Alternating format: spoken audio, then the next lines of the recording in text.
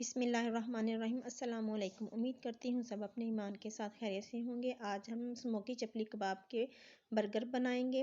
मैंने चपली कबाब की रेसिपी दी हुई है, आप वो देख लीजिएगा। हमने 4 बर्गर लिए हैं, मायोनीज़ ली है, 1/4 टीस्पून नमक और 1/4 टीस्पून ब्लैक पेपर का, और 100 ग्राम के करीब हमारे पास बंद गोभी है जिसको बारीक काट लिया है। एक बाउल में बंद गोभी डालेंगे और जितनी हमें रिक्वायर्ड होगी उतनी हम मायोनीज़ ऐड करेंगे।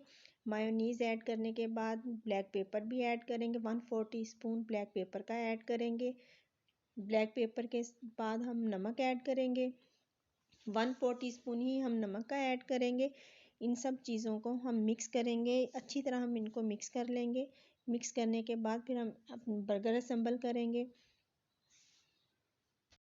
बर्गर को पैन या तवे पर आप सेक लें और फिर हम इसके ऊपर केचप लगाएंगे, दोनों तरफ केचप लगाएंगे।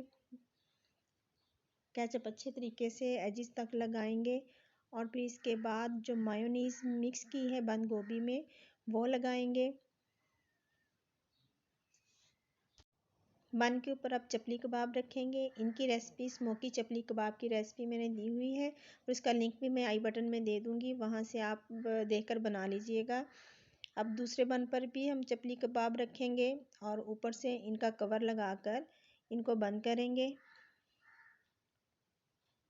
चपली कबाब रखने के बाद इसके ऊपर एक दफ़ा फिर हम मायोनीज़ लगाएंगे। मायोनीज़ लगाने के बाद अब हम दूसरे हिस्से को केचप लगाकर बर्गर को ऊपर से कवर कर देंगे और ये बहुत मज़े का बनता है। आप भी लाजमी ट्राई करिएगा। अल्हम्दुलिल्लाह हमारे बर्गर बनकर तैयार हैं और बहुत मज़े के थे ये बर्गर, हम बहुत मज़े के।